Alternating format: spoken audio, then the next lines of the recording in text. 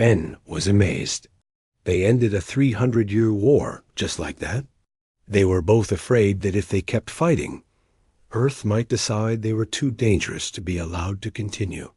Nobody wants to be the next target of human military. Action. Commander Jake Morrison came into the command center. His broken arm had healed completely, and he now wore the uniform of Earth's new diplomatic corps. His job was to help build peaceful relationships between the races that had chosen to accept Earth's leadership. Admiral, I have news from the former Nexari territories. 17 of their worlds have asked to become human colonies. They want Earth to govern them directly.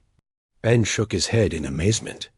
A year ago, we were just trying to stay out of everyone else's wars. Now half the galaxy wants us to run their governments. Kate Sullivan walked up to the group. She now headed the Terran Intelligence Service, which had agents on every important world in the galaxy. Her job was to make sure no new threats like the Nexari could ever emerge again. Admiral, I have the final casualty reports from the war. We lost 52 ships and 800 people. The Nexari lost over 3,000 ships and millions of soldiers. That's a remarkable victory, Jake said. It's more than a victory, Dr. Parker replied. It's proof that our way of fighting works. We used our knowledge of alien psychology, our superior technology, and our ability to adapt quickly. The Nexari never had a chance once we decided to fight back. President Carter's image appeared on the command center's main screen. She was calling from Earth to give Ben his new orders. Admiral Rodriguez, congratulations on ending the war. The Global Council has decided to offer you a promotion. How would you like to be the first commander of the Terran Space Navy? Ben looked around at his friends and colleagues. A year ago, they had all been devoted to keeping peace through neutrality. Now they were the most powerful military force in the galaxy. Madam President, I accept the promotion. But I want to make something clear to everyone listening. Earth didn't become powerful so we could conquer other worlds. We became powerful so we could protect the right to choose peace. I agree completely, Admiral. That's why the Council has also decided to establish the Galactic Neutrality Accords. Any world that chooses neutrality will be under Earth's protection. Any world that attacks neutral worlds will face the full power of the Terran military. Doctor, Parker smiled. So we're still promoting neutrality. We're just doing it with battleships now, instead of diplomatic conferences. Sometimes that's what it takes, President Carter said from the screen.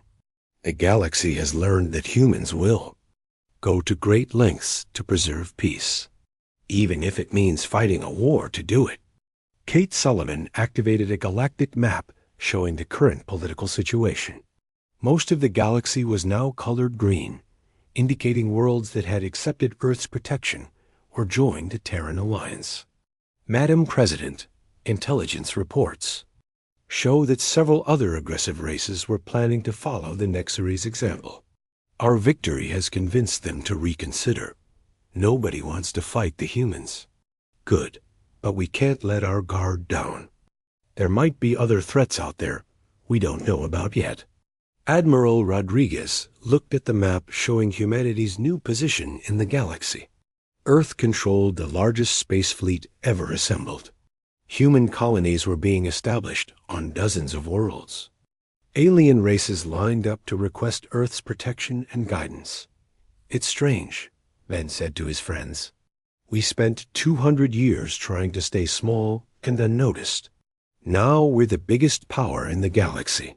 Maybe that was inevitable, Jake replied. Maybe our desire for peace was always going to make us powerful eventually. When everyone else is fighting, the ones who can stay calm and think clearly have a big advantage. Lieutenant Amy Clark, now promoted to captain, entered the command center with a report from the outer galaxy.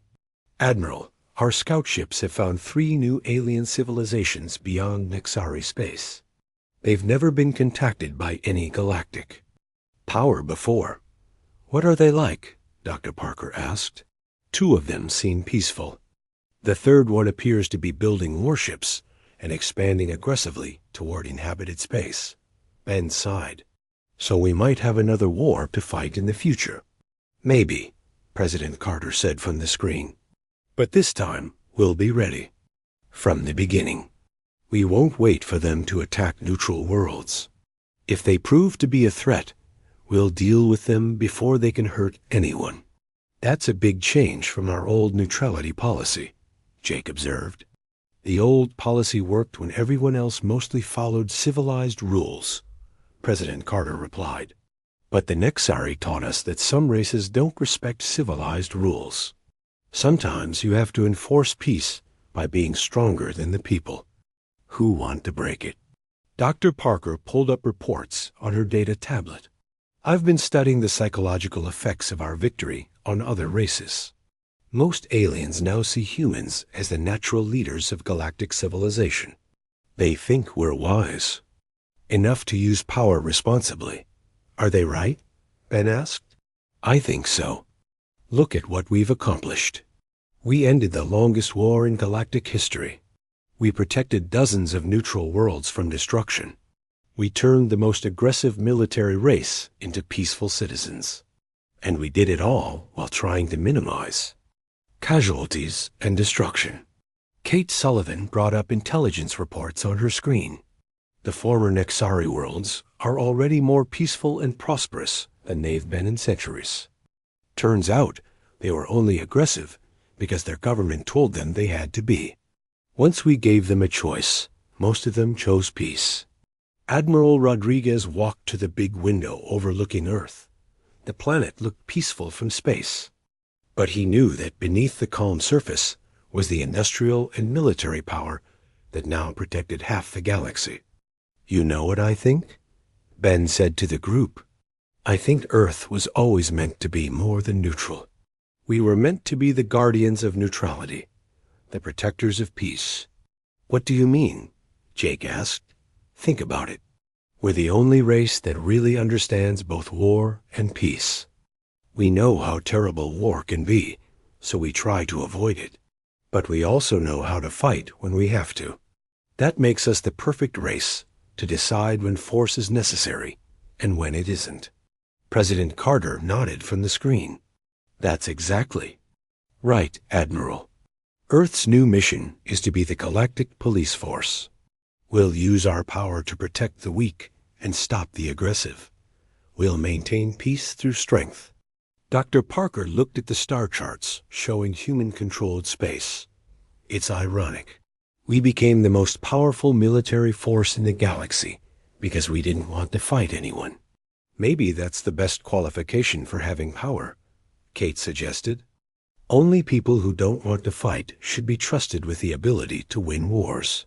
Captain Brown activated the communication system to address the entire Terran fleet.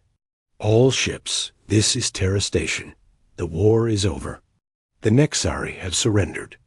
All neutral worlds are now under our protection. The galaxy is at peace. Cheers could be heard from ships throughout the solar system. Humanity had won not just a war, but the right to shape the future of galactic civilization. Admiral Rodriguez looked around at his friends and colleagues. They had all changed from diplomats and peacekeepers into military leaders and strategic planners. But their core mission remained the same, protecting the right of intelligent races to choose their own path. So what happens now? Amy asked. Now, we do the hardest job of all, Ben replied. We use our power responsibly. We protect the weak without becoming bullies ourselves. We enforce peace without becoming tyrants. And if we succeed? Jake asked. Ben looked out at the stars, where human ships patrolled and human colonies grew, where alien races looked to Earth for leadership and protection. If we succeed, then maybe someday the galaxy won't need a military force to keep the peace. Maybe someday, everyone will choose neutrality because they know it's better than war. President Carter smiled from the screen. That's a good goal, Admiral. A galaxy where everyone chooses peace because they've learned that peace is stronger. Then war. Earth was neutral, Dr. Parker said quietly. Now Earth makes sure everyone else can be neutral too. Admiral Rodriguez nodded. Humanity had learned the hardest lesson in the universe. Sometimes you have to fight to preserve the right, not the fight. And they had learned it well enough to become the teachers of that lesson to everyone else. I told them we appreciate the offer, but Earth fights its own battles. Captain Rodriguez looked confused. Ma'am, wouldn't it be smart to accept their help? We're outnumbered. Ben, for 200 years we've stayed out of their war because we didn't want to take sides. If we accept help from either side now, we become part of their conflict. The Nexari win even if we defeat them, because they force us to abandon our principles. The president walked to the big screen and pointed at the image of Earth. Earth will fight this war alone if necessary. We have ships the enemy doesn't know about. We have technology they've never seen. We have knowledge of the galaxy that they can't match. She turned to face the room. But most importantly, we have something worth fighting for. We're not fighting for territory or resources or revenge. We're fighting for the right of intelligent races to choose their own path. General Hayes activated a new display on the screen. It showed Earth's hidden fleet moving into position around the solar system. The Nexari deadline is in 4 hours.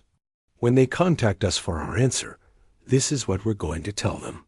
President. Carter picked up a communication device. Earth chooses neutrality. We choose peace. We choose the right to make our own decisions about war and conflict. And we choose to defend those rights against anyone who tries to take them away. She looked around the room at all the faces watching her. The Nexari think neutrality makes us weak. They're about to learn that they're wrong. Neutral doesn't mean helpless. Peaceful doesn't mean defenseless. And choosing not to fight in other people's wars doesn't mean we won't fight when someone brings war to us. Dr. Parker stood up slowly. Madam President, I've spent my whole career studying alien races. I know how they think and what motivates them. The Nexari believe that war is natural and peace is artificial. They think we're going against nature by avoiding conflict. What do you think, Lisa? I think they're about to discover that humans are very good at doing things that others think are impossible. We've kept peace in a galaxy at war for 200 years. Now we're going to keep peace by fighting for it. The room erupted in applause, but President Carter raised her hand for quiet. This is not a celebration. This is the hardest decision Earth has ever made. We're about to go to war to defend peace. We're about to fight to protect neutrality. We're about to show the galaxy that some things are worth fighting for, even if you hate fighting. Kate Sullivan activated her communication equipment. Madam President, I'm detecting movement from the Nexari fleet. They're getting ready to attack again. President Carter looked at her watch. They said 24 hours. It's only been 22. They lied, Kate said simply. Through the bunker's communication system, they could hear alarms going off all over Earth. The Nexari were coming back to finish what they had started. President Carter walked to the main communication console. All Earth forces, this is your president. The Nexari have returned to attack our world. They believe that neutral means weak. They believe that peaceful means helpless. She pressed the button that would broadcast her words to every human ship, base, and station in the solar system. Today, we show them how wrong they are. Today, Earth fights back. Not for conquest, not for revenge, not to help one side beat another in their ancient war. The screen showed Earth's hidden fleet moving out of their hiding places. Today, we fight for the right to choose peace. Today, we fight to protect neutrality. Today, we fight to show the galaxy that some things are worth defending, even by those who hate to fight. She looked directly into the camera that was broadcasting to the entire Earth fleet. Earth was neutral. But neutrality doesn't mean we have to die quietly. Admiral Ben Rodriguez stood on the bridge of the UES Liberty, Earth's newest and most powerful warship. 3 days ago, he had been Captain Rodriguez, in charge of defending peaceful space stations. Now he was leading humanity's first military attack in over 200 years. Admiral, called Lieutenant Amy Clark from her position at the weapons console. All ships report ready for combat. Ben looked at the main screen, showing the Kepler system. Intelligence reports, said the Nexari, had a major base there with 50 warships. It was the perfect target for Earth's first strike. Remember, Ben said to his bridge crew, we're not here to conquer territory. We're here to send a message. The message is that attacking neutral worlds has consequences. Dr. Lisa Parker was also on the bridge, serving as the fleet's alien warfare specialist. She had spent the last week studying captured Nexari technology and learning how their ships worked. Admiral, I'm detecting Nexari patrol ships at the edge of the system. They've seen us. Good, Ben replied. We want them to know we're coming. The Earth fleet was different from anything the galaxy had ever seen before. While other races built their ships for specific purposes, human ships were designed to adapt. They could change their configurations during battle to meet different threats. Commander Jake Morrison was aboard the UE Savender, commanding a group of smaller, faster ships. His broken arm was still in a cast, but he refused to stay behind. Jake, are you ready for the attack run? Ben asked over the communication system. Ready, Admiral. My ships will hit their supply depot while you engage their main fleet. Kate Sullivan was not on any ship. Instead, she was on a secret base in the asteroid belt, coordinating intelligence operations across the galaxy. Her network of human agents was feeding information to the fleet in real time. Admiral Rodriguez, Kate's voice came through the communication system. I'm showing 43 Nexari ships in the system. They're moving into defensive formation around their main base. Any surprises we should know about? Ben asked. Yes, sir. They have some kind of new weapon we haven't seen before. Our agents say it can destroy a ship from very long range. Ben nodded. The Nexari were learning to adapt too. But humans had been adapting for their entire history. All ships implement Battle Plan Alpha. Remember your training. We fight smart, not just hard. The Earth fleet split into 3 groups as they entered the Kepler system. Ben's heavy ships would attack the main Nexari fleet. Jake's fast ships would hit their base. The 3rd group would circle around and attack from behind. The first contact came when a Nexari patrol ship fired on Jake's group. The enemy weapon was indeed powerful, destroying one of Earth's ships with a single shot. New standing order, Ben announced to all ships. Do not let them hit you with that long-range weapon. Use speed and maneuver to get close, then hit them hard. Jake's ships responded by moving even faster. They zigzagged through space, making themselves difficult targets. When they got close to the Nexari ships, they fired their own weapons. Difference was immediately clear. Earth's weapons were more accurate and more powerful than the Nexari had expected. 3 enemy ships exploded in the 6 months after the Battle of Kepler. Admiral Ben Rodriguez stood in the command center of Terra Station, humanity's new military headquarters. The station orbited Earth and was bigger than any structure humans had ever built before. Through the large windows, Ben could see dozens of Earth warships patrolling the solar system. Admiral, called Captain Nancy Brown as she walked into the command center. We just received surrender documents from the Nexari High Command. They're giving up completely.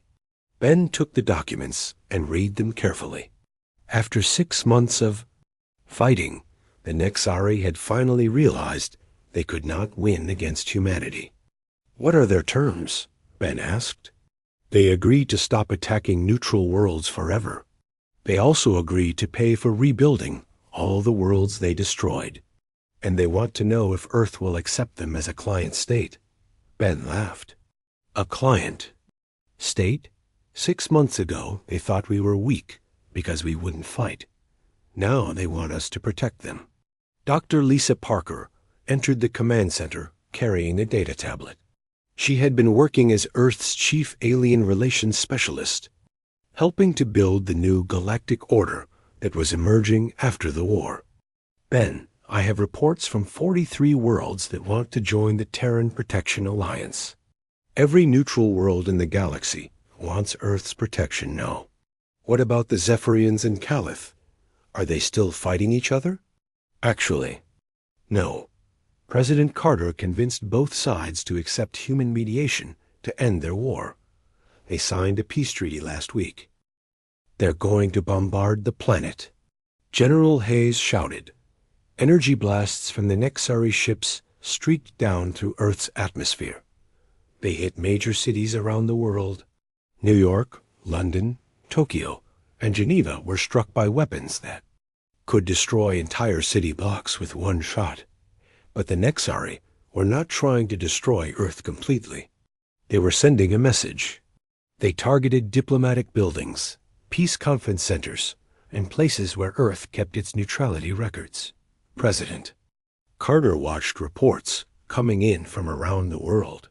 Thousands of people were dead. The Global Peace Institute in Geneva was completely gone. The United Nations building in New York was a smoking crater. Ma'am, General Hayes said quietly, they're not just attacking us. They're attacking what we represent, our neutrality, our peace work.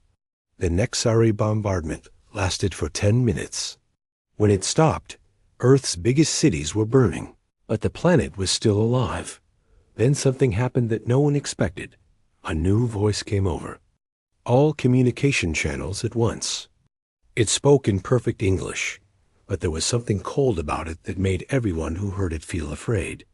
People of Earth, the voice said, you have seen what happens to those who refuse to choose sides. Your neutrality has allowed this war to continue for centuries. By remaining neutral, you have helped both sides kill billions of innocent people. President Carter grabbed her communicator. This is the President of Earth. We want to negotiate.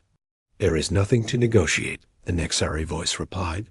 You will choose to support either the Zephyrians or the Caliph in their war. You have 24 hours to decide. If you do not choose, we will finish what we started today. The communication ended, leaving silence in the bunker. General Hayes looked at the President. Ma'am, we have a choice to make. President Carter looked at the screens showing her burning cities. She thought about the thousands of dead people who had died just for living on a neutral world. No, she said quietly. We don't have a choice to make between the Zephyrians and Caliph. We have a different choice. What do you mean?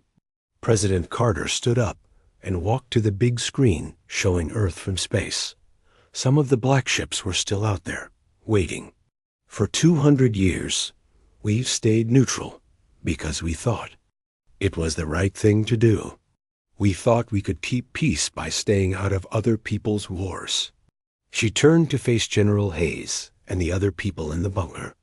But today we learned something. Sometimes other people's wars come to you whether you want them to or not. And when that happens, staying neutral just means you die without fighting back. General Hayes nodded slowly. What are your orders, Madam President? Send a message to the Nexari. Tell them Earth has made its choice. Which side do we support? President Carter looked out at the stars where the Nexari ships were waiting for an answer. Our own side, she said. General Carl Hayes walked through the underground factory that nobody was supposed to know about.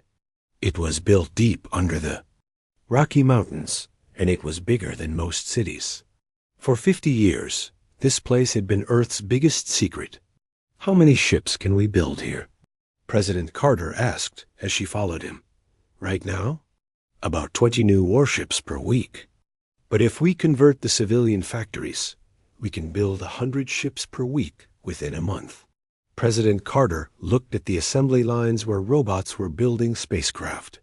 These were not the peaceful trading ships that Earth was known for. These were warships with heavy armor and powerful weapons. Carl, how long has this been going on? Since 2340, ma'am. The Global Council decided that staying neutral didn't mean being helpless. We've been preparing for this day ever since. Commander Jake Morrison had survived the destruction of Luna Station, but his arm was broken and he had burns on his face. He was now in a hospital on Earth, but he refused to stay in bed. It was too much work to do. The Nexari gave us 24 hours, he told the group of people gathered around his hospital bed. That was 18 hours ago. We have 6 hours left to give them an answer. Dr. Lisa Parker sat in a chair next to Jake's bed. She had also survived Luna Station, but all her research was gone. 20 years of studying alien biology had been destroyed in the attack. I've been thinking about what we know of the Nexari, Lisa said. They're not like the other races we've dealt with. The Zephyrians fight for honor. The Caliph fight for survival. But the Nexari fight because they think war is good. What do? You mean? Jake asked. They believe that constant fighting makes races stronger. They think peace makes people weak. That's why they hate neutrality so much. To them, we're not just staying out of war. We're making the galaxy weaker by helping. Others avoid fighting. Captain Ben Rodriguez entered the hospital room. He looked tired but determined. In his hands was a data tablet showing ship designs. Jake, you need to see this. Earth has been building a secret fleet for decades.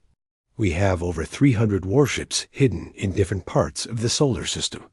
Jake stared at the tablet. The ships on the screen were nothing like Earth's peaceful defense platforms.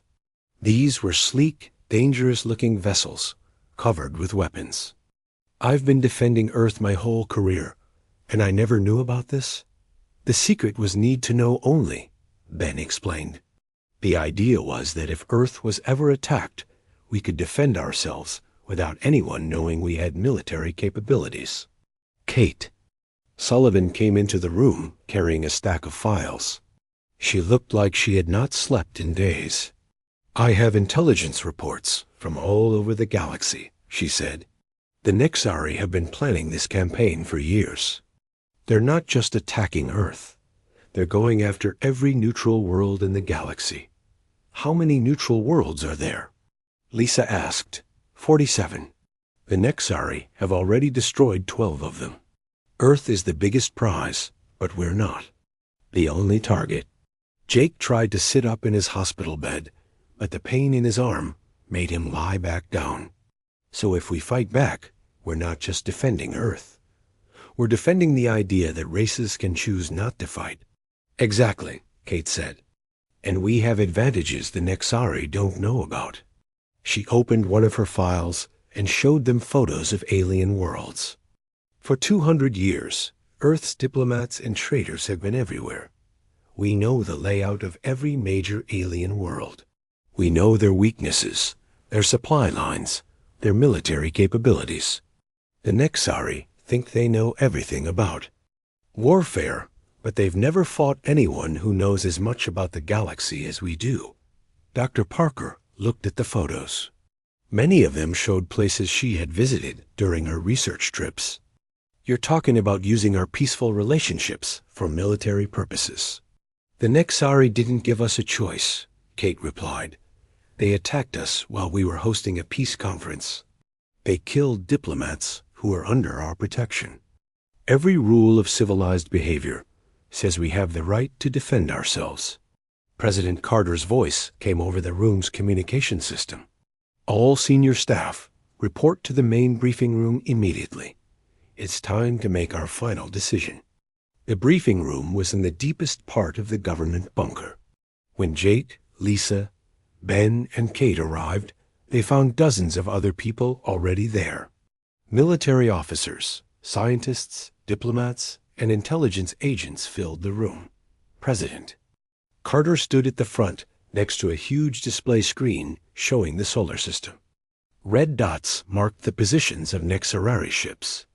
Green dots showed Earth's hidden fleet. "Ladies and gentlemen," President Carter began.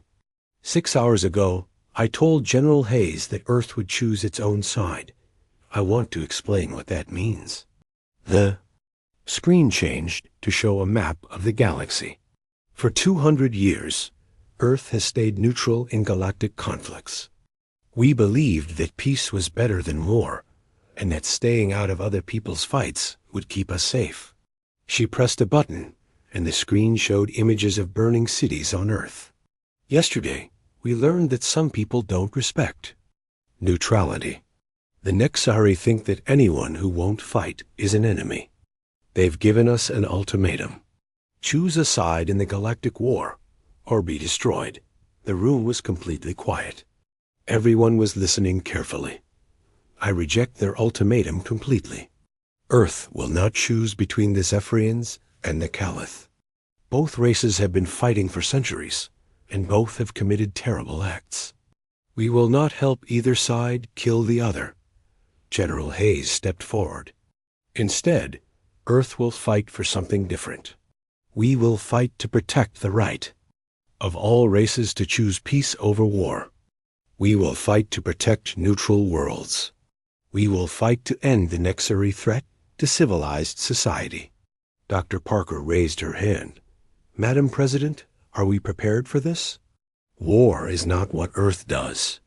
"Lisa, you're right that war is not what Earth does. But defense is what Earth does. Protection is what Earth does. And right now, that's the same thing." Commander Morrison spoke up from his wheelchair. "What about the other neutral worlds? Are we going to help them too?" "Yes," President Carter said firmly. "Every neutral world that wants our protection will. Get it? We're going to create a new alliance. Not an alliance for war, but an alliance for the right to choose peace." Kate Sullivan stood up. "Madam President, I have reports that both the Zephyrians and the Caliph are offering to help us fight the Nexari. They're worried that if the Nexari win, they'll come after everyone else next. What did you tell them?" Captain Ben Rodriguez stood in the command center of Earth's orbital defense station. Big screens showed him everything that was happening around Earth. His hands were shaking a little, but he tried to stay calm. In 30 years of service, he had never seen anything like this. The Nexari fleet had arrived 2 hours ago. 20 massive warships hung in space just outside Earth's atmosphere. They were bigger than anything Ben had ever seen. Each ship was 3 times the size of Earth's largest defense platform. "Sir," called out Lieutenant Amy Clark from her control station, "the alien ships are moving into attack formation." Ben looked at the main screen. The Nexari ships were spreading out in a perfect circle around Earth. They moved like they had done this many times before. "Have they responded to our messages?" Ben asked. "No, sir. We've sent 12 different messages asking them to talk. They won't answer any of them." Dr. Lisa Parker rushed into the command center. She had taken the fastest shuttle from Luna Station. As soon as she heard about the Nexari fleet, "Captain Rodriguez," she said, breathing hard from running, "I've been studying the recordings of their ships. I've never seen technology like this. Their hull designs are completely different from anything we know." "Different how?" Ben asked. "They're built for one thing only: war. These aren't exploration ships or trade vessels. Every part of them is designed to destroy other ships." On Luna Station, Commander Jake Morrison was trying to contact Earth's government. The communication lines were busy with emergency calls from all over the planet. Everyone knew about the alien fleet, and everyone wanted to know what Earth was going to do. "Sir," his assistant called out, "I have President Helen Carter on the secure line." Jake grabbed the communication device.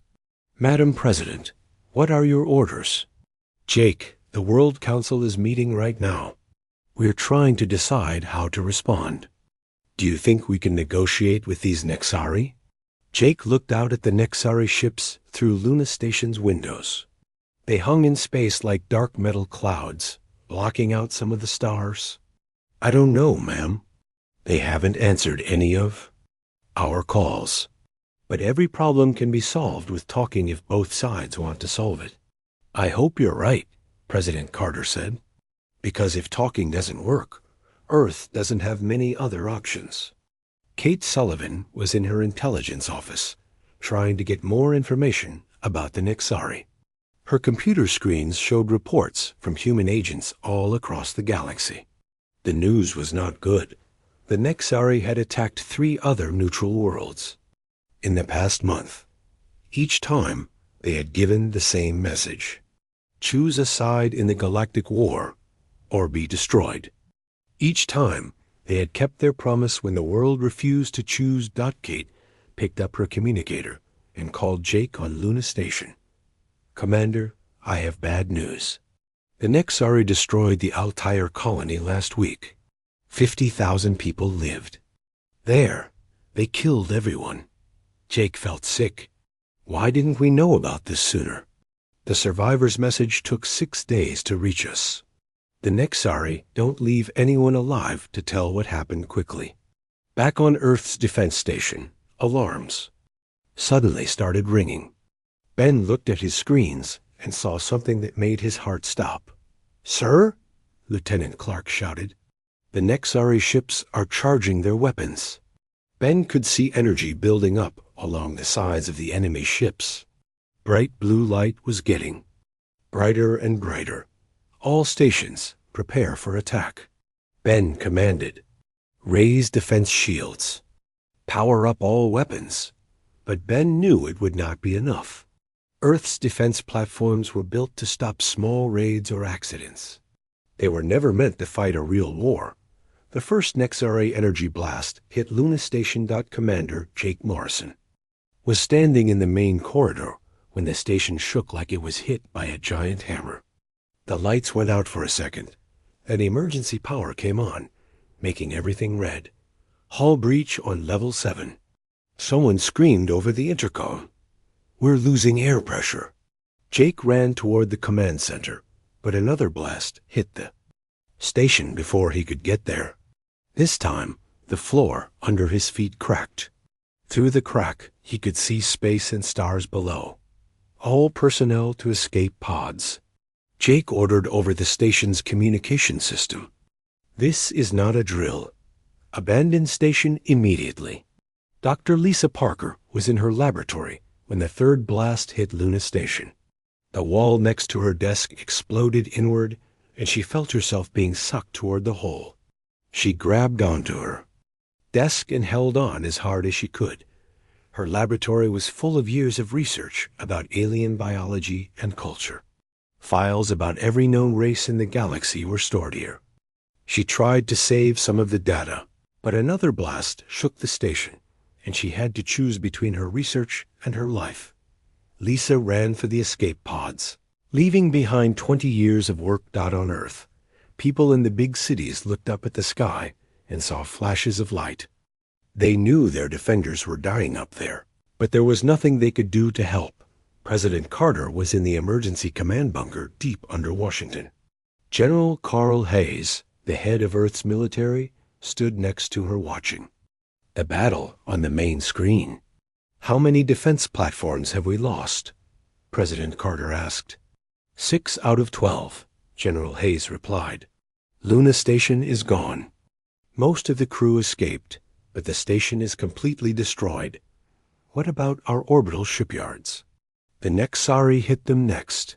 Our ability to build new ships is gone. President Carter watched the screen showing Earth from space. The Nexari ships had moved closer to the planet. She could see their weapons charging up again. General, are they going to attack the planet itself? Yes, ma'am. Intelligence reports say they always destroy the major cities of neutral worlds. They want to make an example that other races will remember. Captain Rodriguez was now in an escape pod with 12 other survivors from his command station.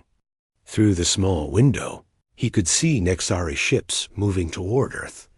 His life's work of defending Earth was over, and he had failed. But as he watched, something strange happened. The Nexari ships stopped moving toward Earth. Instead, they formed a line and began firing at something Ben could not see. "What are they shooting at?" Lieutenant Clark asked. Ben looked harder and saw small, fast ships coming up from Earth's surface. They were painted black and had no identification marks. "Those aren't defense ships," Ben said. "I've never seen that design before." The small black ships moved like they were dancing around the huge Nexari warships. They were too fast for the big enemy guns to hit them easily. But Ben could not understand what they hoped to accomplish. They were so much smaller than the Nexari ships. Then one of the black ships fired a single shot at a Nexari warship. The enemy ship exploded completely. "That's impossible," Lieutenant Clark whispered. More black ships appeared from different directions. They came from behind Earth's moon, from the asteroid belt, from places where no one expected them to be hiding. Kate Sullivan watched the battle from her intelligence bunker. She was not surprised by the black ships. She had known about them for years, but they were classified above her security level. "This is Kate Sullivan calling any surviving defense personnel," she said into her communicator.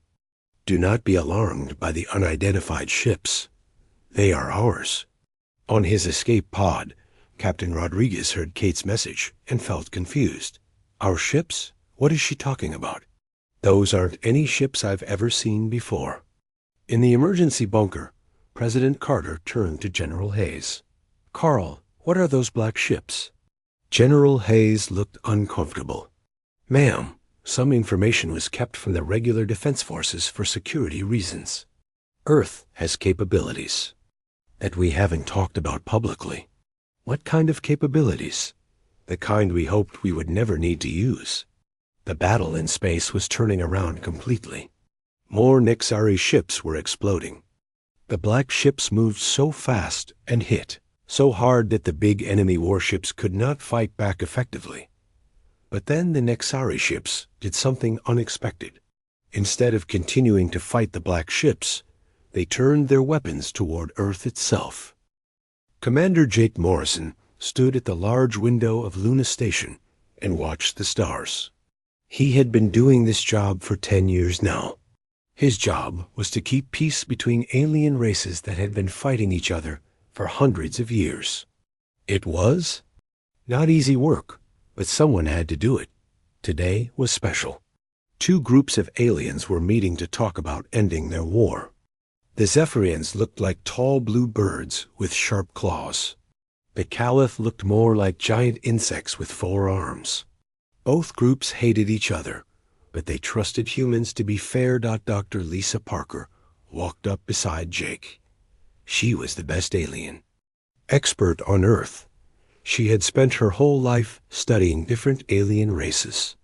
Lisa knew how they thought and what they needed to be happy.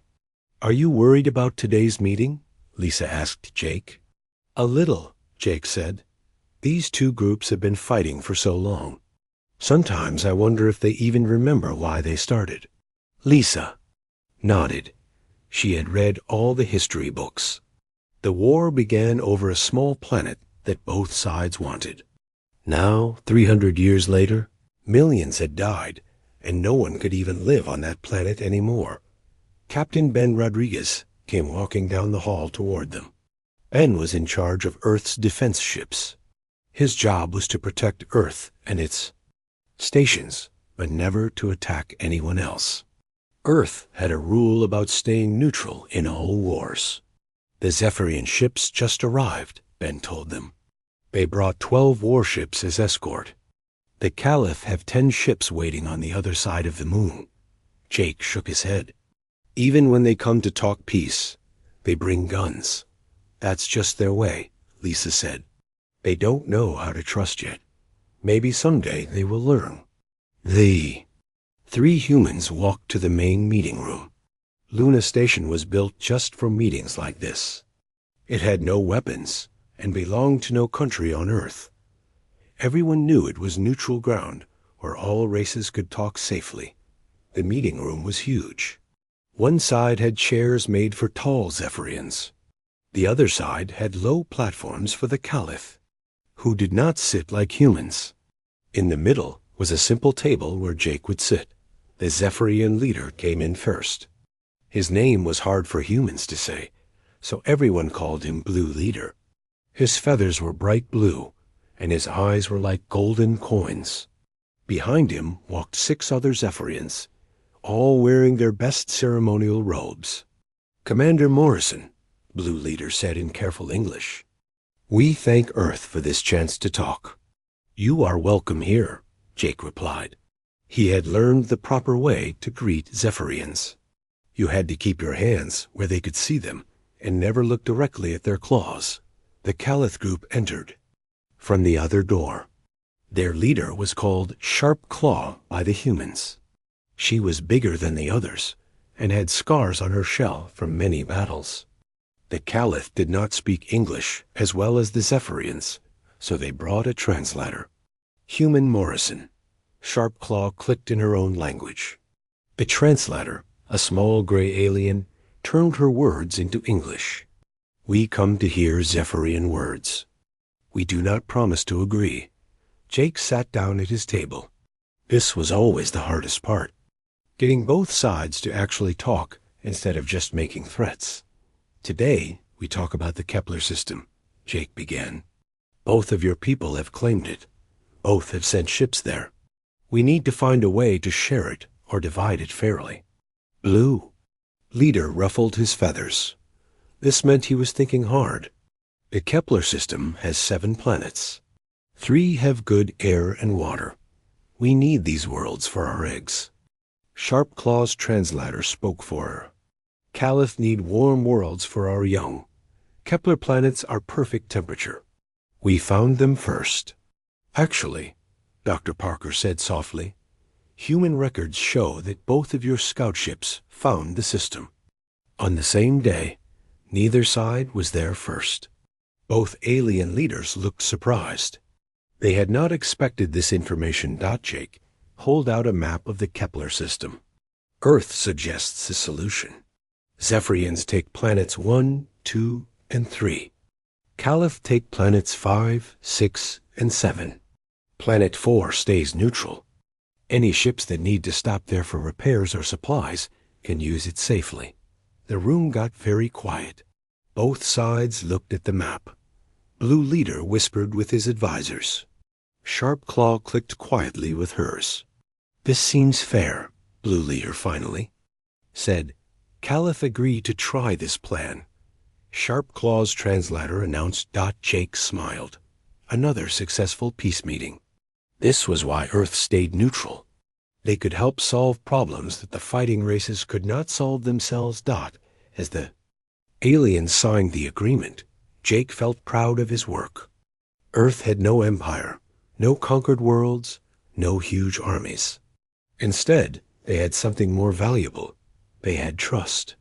Every alien race in the galaxy knew that humans would be fair and honest. Captain Rodriguez came up to Jake as the meeting ended. "Sir, we're getting some strange signals from the outer system. Long-range sensors show unknown ships." Jake was not worried. Unknown ships came through human space all the time. Earth was on the main trade route between many worlds. "Probably just merchants," he said. "Maybe," Ben said, but he looked concerned. "These ships are bigger than merchant vessels, and they're not answering our calls." Dr. Parker overheard them talking. "What kind of ships?" she asked. "We've never seen this design before," Ben replied. "They're moving fast and heading straight for Earth." Kate Sullivan hurried into the room. She worked for Earth's intelligence service, gathering information about what was happening in the galaxy. Kate looked worried. "Commander Morrison," she said, "we need to talk privately. Right now." Jake followed Kate to a small office. Ben and Lisa came too. Kate closed the door and activated a privacy screen so no one could hear them. "Sir, those unknown ships belong to a race called the Nexari. We've been tracking them for months. They come from beyond the outer rim, from space we've never explored. What do they want? Jake asked. They want everyone to pick a side in the Galactic War. They think neutrality is wrong. Our sources say they believe neutral races help wars continue by not fighting. Lisa frowned. That doesn't make sense. We help end wars, not continue them. It makes sense to them, Kate said. They sent messages to Earth 3 days ago. The World Council is still deciding how to respond. What did the messages say? Ben asked. Kate looked very serious. They said neutrality is the same as helping both sides. They said Earth must choose to support either the Zephyrians or the Caliph. If we don't choose, they will choose for us. Jake felt cold. Are they threatening? You? Yes, sir. The messages said that neutral races are enemies of galactic peace. They plan to eliminate all neutrals to force everyone else to pick sides. Through the office window, Jake could see the Zephyrians and Caliph leaving Luna Station. Their ships were preparing to go back to their home worlds. They trusted Earth to keep the peace agreement they had just signed. How long do we have? Jake asked. The Nexari fleet should reach Earth orbit in 6 hours, Kate replied. Ben stood up quickly. I need to contact Earth Defense Command. Our orbital platforms need to be ready. Ready for what? Lisa asked. We don't fight wars. That's the whole point of being neutral. The Nexari don't seem to care about that, Kate said quietly. Jake looked out at the stars again. For over 200 years, Earth had kept peace by staying out of other people's wars. Now it seemed like war was coming to them whether they wanted it or not. Send a message to Earth, Jake ordered. Tell them what we know, and get me a direct line to the World Council. They need to decide what Earth is going to do.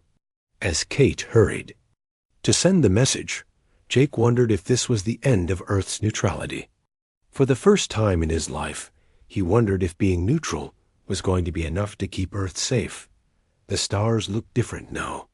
Instead of being filled with possibilities for peace, they seemed dark and full of danger. Somewhere out there, ships were coming toward Earth with guns and threats. Jake had spent his career believing that every problem could be solved with talking and compromise. Now he was about to find out if he was right.